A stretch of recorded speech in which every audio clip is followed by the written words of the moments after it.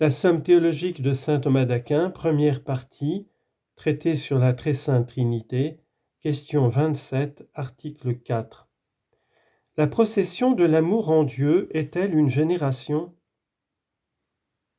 Si l'on admettait cette doctrine, il s'ensuivrait que le Saint-Esprit procède comme Fils engendré et non comme amour. Or saint Athanase dit « Le Saint-Esprit n'a été ni fait, ni créé, ni engendré, mais il procède du Père et du Fils. » Sommaire. Comme la procession de l'amour n'implique pas l'idée de similitude, elle ne constitue pas une génération, et le terme qu'elle produit n'est ni engendré, ni fils, mais esprit. Corps de l'article. Il faut dire ceci. La procession de l'amour en Dieu ne peut être appelée génération. Il suffit pour le comprendre de bien saisir le caractère qui distingue l'intelligence et la volonté. L'intelligence se met en acte en attirant en son sein les objets par l'impression intime de leur ressemblance. Mais la volonté passe à l'acte par un mouvement d'aspiration qui la porte et l'entraîne vers des objets sans impression de ressemblance. La procession déterminée par l'intelligence implique donc l'idée de similitude et forme une génération, car l'être engendre son semblable. Mais la procession produite par la volonté ne trouve pas son caractère propre dans la similitude. Elle dénonce un mouvement qui porte vers un objet, et voilà pourquoi son terme procède non comme engendré, non comme fils, mais plutôt comme esprit. Nom qui révèle une impulsion vitale, un mouvement analogue à celui qui s'opère en notre âme lorsque l'amour nous excite et nous pousse à faire quelque chose. Première objection. Toute procession qui emporte ressemblance de nature s'appelle dans la sphère des vivants génération, naissance.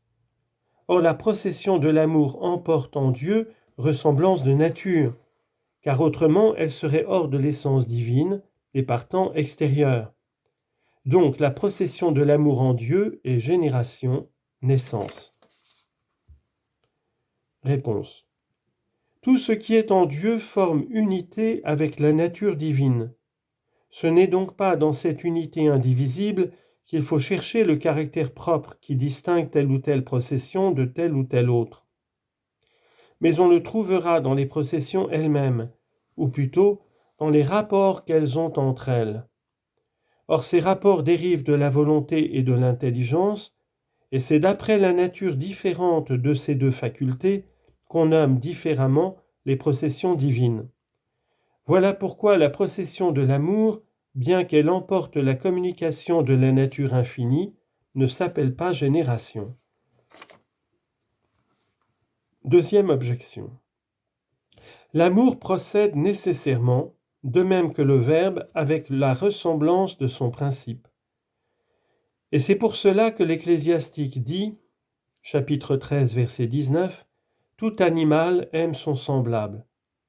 Si donc l'on appelle génération la procession du Verbe à cause de sa ressemblance avec son principe, on doit donner le même nom à la procession de l'amour. Réponse. Le Verbe et l'amour possèdent diversement la ressemblance de leur principe. Le Verbe la possède en ce qu'il est lui-même la similitude de la chose connue, car l'être engendré ressemble à l'être engendrant. L'amour la possède non en ce qu'il est la similitude de la chose aimée, mais en ce qu'il trouve dans la similitude son origine et sa cause. L'amour n'est donc pas le Fils engendré, mais le Fils engendré est le principe de l'amour.